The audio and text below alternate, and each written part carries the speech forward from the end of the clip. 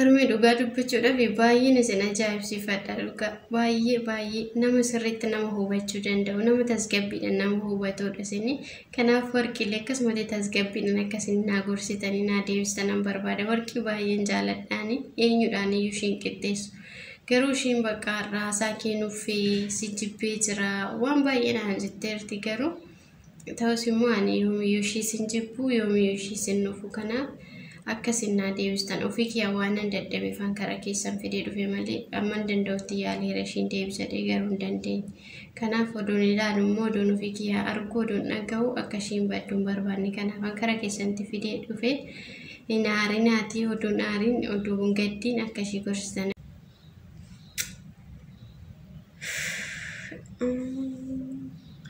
Ayaan tokkooti naaf jiraadhu naaf guddadhu immoo ko guddadhu mul'adhu nama akkanatti gorsee nama deebisu waaqessu haa taasisu eebbifamis hin jedha waan biraa waan hin jedhu qabu baay'ee si ajaa'ibsiifadha daa'ummaa kee kanatti akkasitti yaadde nama gorsu kan si bira dadhabamillee isa ofii hin dandeenyellee namatti dabarsitee kennuun kee anaan baay'ee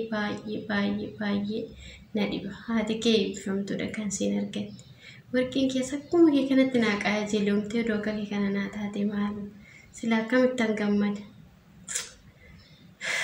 Maalan godha waan hundaaf iyyuu waan godhuun qabu akkuma ati jettee gorsuutti gorsi ishii barbaachisa. Hamman danda'utti immoo waan hundumaan gorsee bakka lolamuu qabuttis lolee akkan ishii deebisu akkan sirraa dhageetti hin dubbadhu kana waan tokko ishii shakkiin hin sodaatinis. Akka isheen settaartus maqaanuma kee ittiin kaasu jechuudha. Akkasumatti waan tokko afaanii baasee dubbadhee akkasumatti amansiisuu qabu ofii kee amansiiseen jechuudha. Hamman danda'u guddattuu gorsee deebisuu qaba. Anatu dirqama waan hundarratti qaba jechuudha. Kanaaf ati guddaa naaf jiraadhu naaf galatoo guddadhu ammallee kanuma caala beekumsa siifaa kennu waaqayyo waan biraa waan isin jedhu qabu.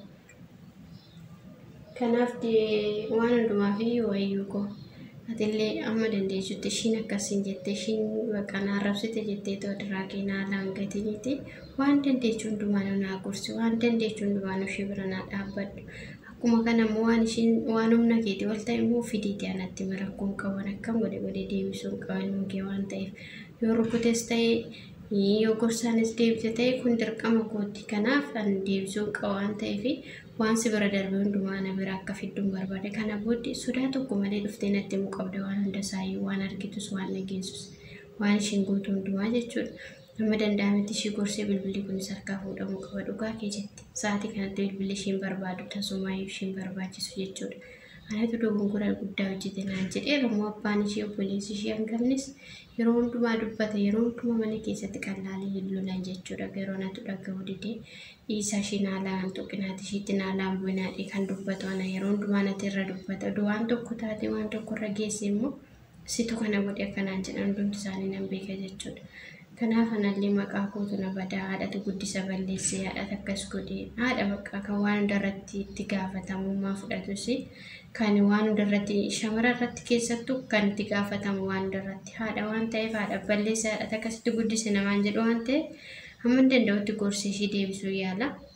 Yoo dadhabe immoo abbaa isheettanii masuuta jedhee akkuma ati tasgabbiidhaan natti himte kanatti abbaa ishee tasgabbeessee haasofsiisee itti himuu qaba akka deebituuf jechuudha.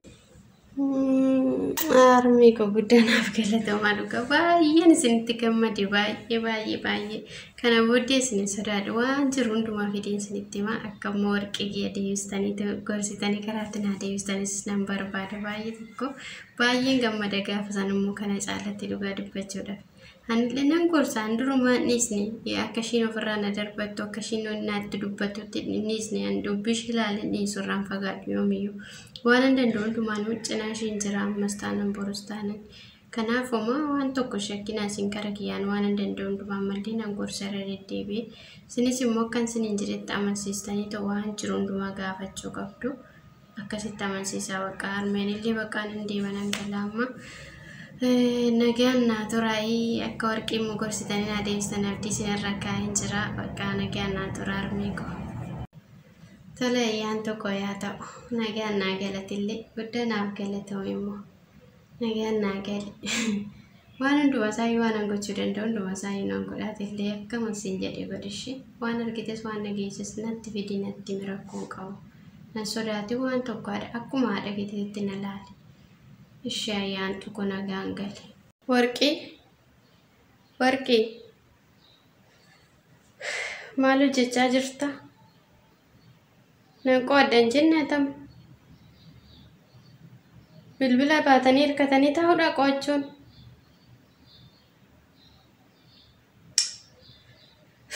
Warqii ko waan ta'e sitti haasa'ame. Waan sitti haasa'uun qabaaname.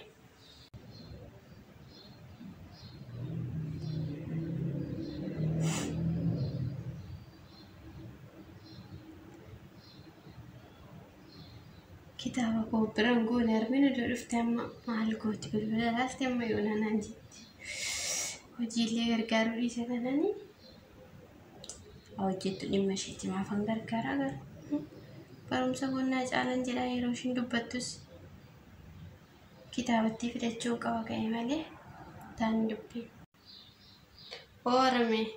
Harmee nureefuma kitaaba fuudhe dubbisuun sana jibbisiise gaa baay'ee dubbisee yeroo namatti baay'atu immoo akkatti nama jibbisiisudha argite harmee. Nuni jibbisiise nan dadhabe bakka xiqqoo taa'een bilbila laalafan maanni harmee. Anu xiqqoo ishiin bilbila laalafan malee reefuma kun kitaaba fuudhee achi galchee dhufe. Qo'achaan ture nun dadhabe namni gidduutti immoo bilbila laala jedhee dhufe kaa. Tole haa ta'u inni rakkoon qabu haa ta'u. Garuu ayyaantu biraa dhufta miti uffata malee jijjiirran akkasumatti algaarra baatee taa'aa jirtaatu. Lakkii akka ayyaantu sana ta'ii yaa warqii koo akka ijoollee akka hiriyoota kee ta'e ati hiriyoota kee biraa hafuuf deemta. Akka hiriyoota kee ta'ii. Ayyaantu argite miti yeroo mana barumsaatii dhufte harmee ishee akkamitti akka hojii gargaartu. Akkamitti akka ishee barumsa isheetitti akkamitti akka cimtuu taate. Beekta miti akka hiriyoota kee ta'uu qabdaatis. Tole giseedhuma hunda taa'anii bilbila laaluun giseedhuma hunda qo'achuunis gaarii miti. Kan hunda immoo sa'aatii kan hunda namatti fudhatu qo'annaan. Ayyaantunis qo'achaatuma kan isheen sadarkaa kanarra geesse miti qo'achaadhuma harmee ishiin gargaartu hojii ala keessaan hojjetti. Kan mana keessaan hojjetti maal isheerraa fakkeenya fudhattuuti. Harmeenuu dura dubbisaan ture kaa yeroo kamni uffata jijjiirradha booduma jijjiirradha jedhanii isaanuu dura dubbisaan ture amma kun reefuun gadi taa'e silkii ammoo fuunan ammoo dhufteetu. Anu silkii ilaalaan oolle waanuma silkii ilaalaa oolu sitti fakkaate harmee waanni baqa feen jijjiirradhaanush.